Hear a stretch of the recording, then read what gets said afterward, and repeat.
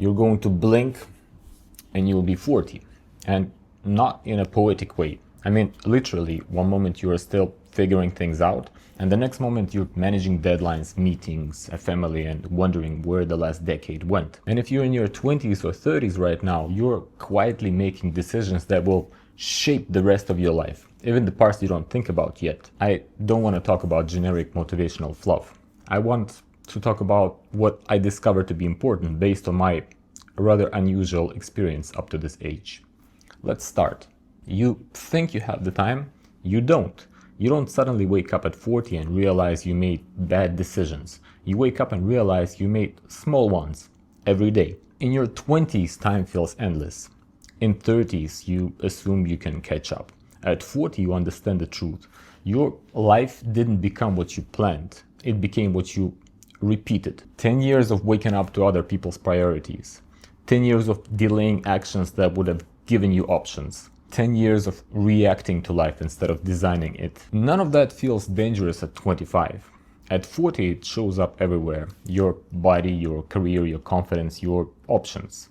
It's like training for a race while slowly adding weight to your backpack. But if you're hearing this early enough to ask one question, what would my 40-year-old self thank me for?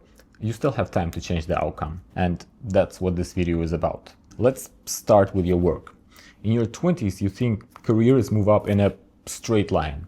In your 30s, you realize they zigzag. By 40, you learn the real truth. Loyalty builds a career. Adaptability keeps it alive. Tech doesn't collapse politely.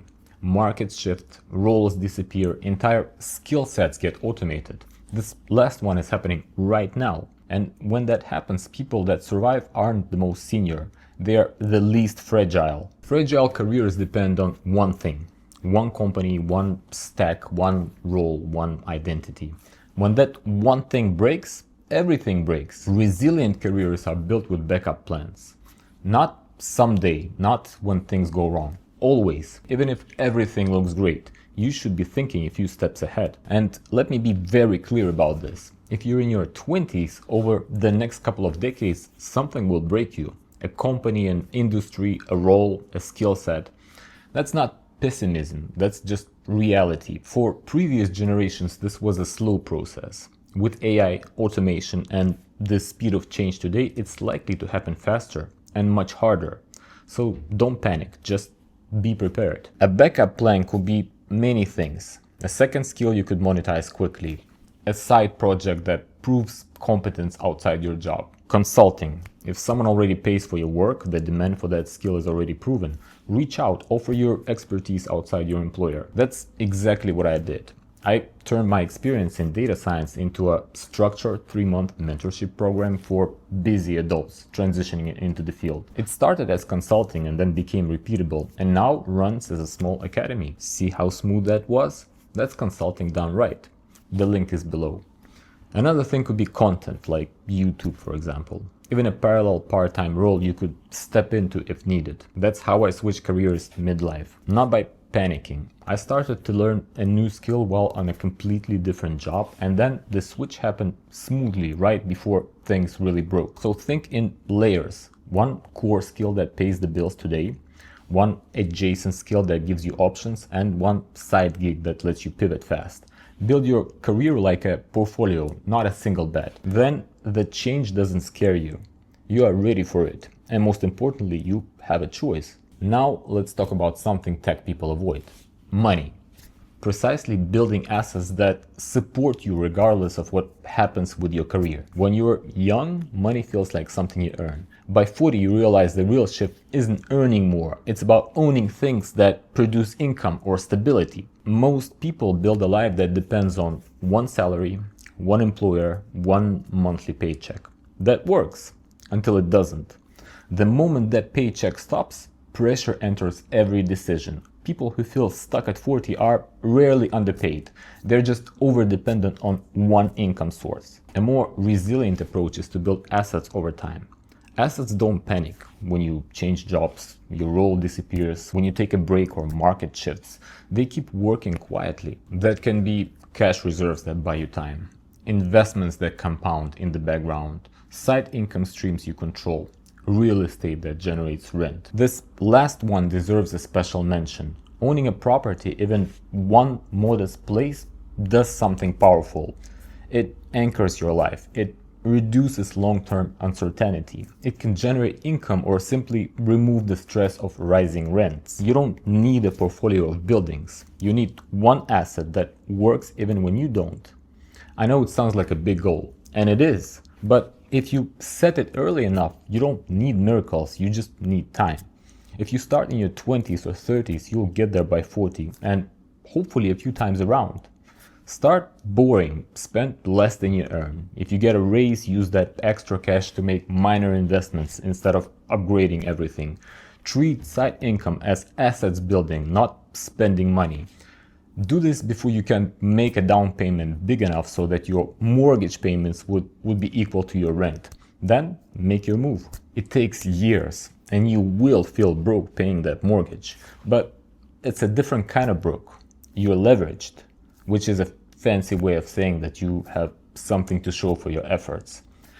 Every payment you make to the bank, every bonus you throw in there instead of buying a new toy, a good part of it will compound into your net worth. Much better than throwing money out the window month after month. And that other person you're paying your rent to is probably making the right thing. He or she had saved up for a down payment, got a mortgage for a house, and is making you pay for it. That person didn't do anything magical. They just started earlier. So don't think of assets building as a financial advice. Think of it as future-proofing your life. Assets don't give you luxury, they give you options. And at 40, options matter more than anything else. One more thing people misunderstand when they're young. They think success comes from trying harder. It doesn't. It comes from building systems that remove thinking from repeated actions. Here is the core rule. If something repeats, it deserves a system. And almost everything in life repeats. If you find yourself doing the same thing over and over again, before doing it one more time, pause and ask yourself, how can I organize this so that the future me never has to think about it again? Let me give you a simple example. Like most people, I've been using a computer since I was a teenager. And like most teenagers, my files were a complete chaos. When life started getting more complex, I made this one master folder for all the important documents and committed to never changing its core structure. I thought about it very carefully, once, then I carved it in stone.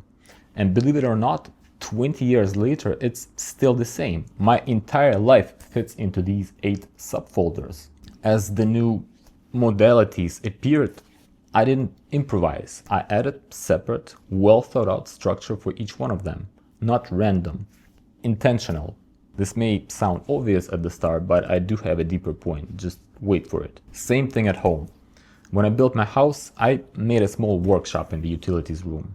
Every tool has a dedicated place. Planned once, arranged once. The rule is simple. Never break the system. And because of that, I never have to look for a screwdriver. Never search for documents. Never hunt for code I wrote years ago.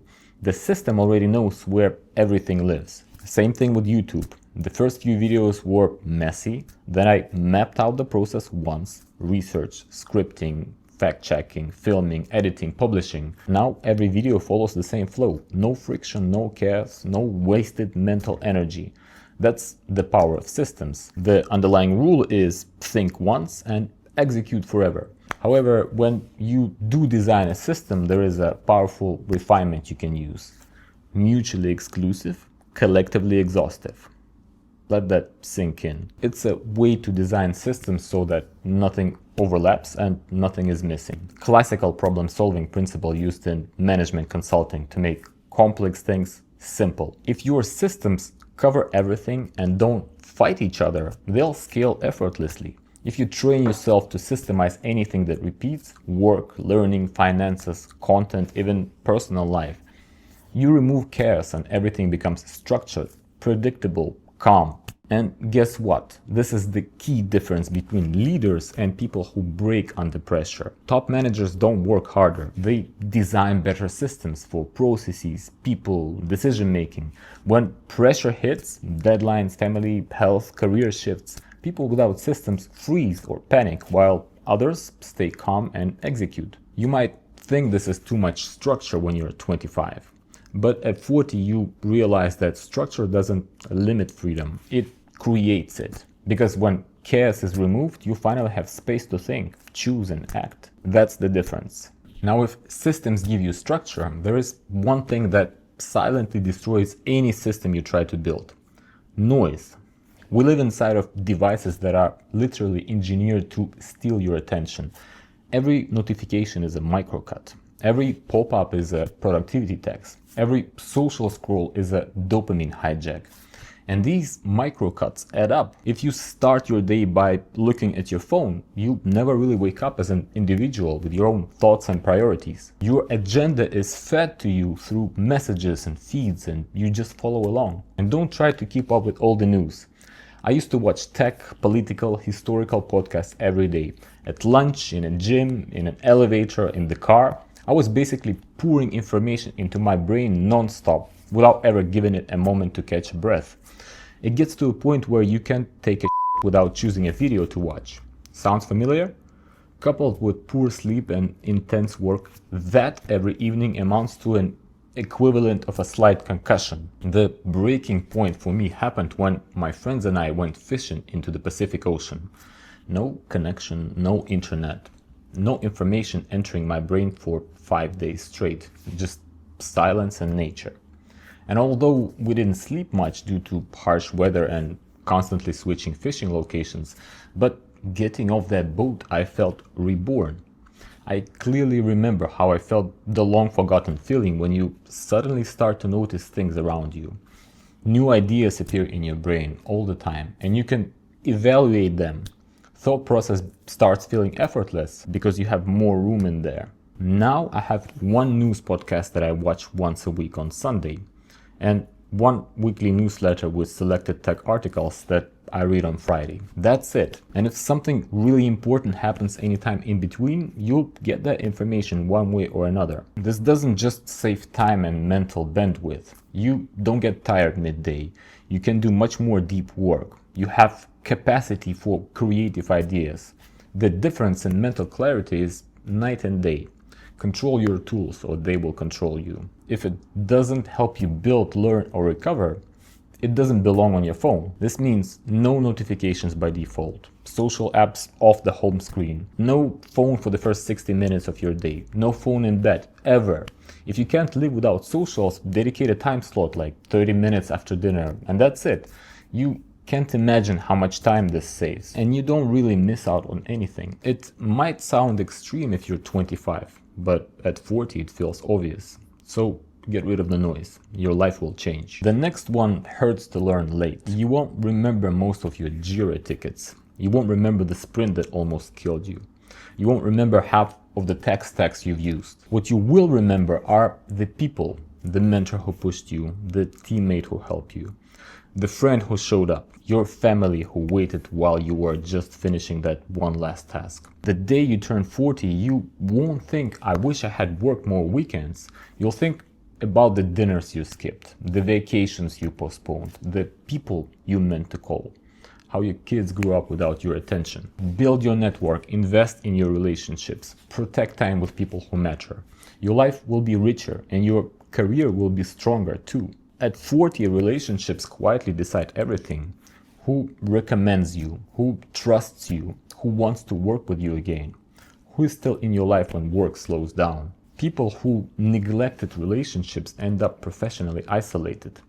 Even if they're skilled, people who invested early, they're never really unemployed. They're never really alone. Relationships compound just like skills, but if you start early. We already spoke about systems, but there is one more system you can't ignore because it supports all others.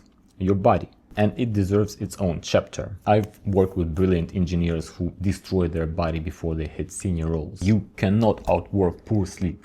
You cannot hustle your way out of burnout. You cannot compensate for stress with caffeine and ambition. If your health collapses, your career ends. At 40, you can feel every shortcut you took in your 20s. My close friend, a brilliant tech professional, who is the same age as I am, and he literally has a pill container with morning, noon, and evening sections filled with medication he takes on schedule. every day. He's always tired, anxious, and constantly recovering. Eventually, he came to a realization that something has to change. Unfortunately, this decision came 20 years later. So start right now. Sleep as much as you need to recover. Lift something heavy, walk daily, rest on weekends and vacations. Reduce sugar, quit smoking, go easy on the alcohol. Do checkups regularly. Turn your healthcare into preventive, not reactive. These aren't fitness tips. These are career and life insurance policies. Just imagine, if you're a smoker, think of the net weight of poison you will have consumed in 20 years. I did a little calculation and it turns out that your lungs would have filtered 100 kilograms of burnt tobacco over this time. Do you really want to do this? I'm not saying that you need to become a monk. I'm not one. Just do a simple mental experiment considering all your bad habits and make the right choice. No matter how successful you become, if your body is failing you, you will regret every decision you took along the way to lead to this outcome. So, if you're in your 20s or 30s, here's my advice to you. Your future doesn't get decided by one big moment. It gets decided quietly by what you repeat when nobody's watching. Your career, your money, your health, your relationships, none of them collapse overnight. They drift, one small choice at a time. And the good news, they are also built the same way. Remember, your time, your health, and your family are the only things that really matter. That's the most important context for your very own large language model. If you do that, your 40-year-old self will say, "Good job, mate." He'll be calm. He'll have options, energy. He will have people around him. He will be grateful that you took the responsibility early. And one day you'll blink, and instead of wondering where your life went, you'll know exactly why it turned out the way it did. That's all I wanted to share. Take care.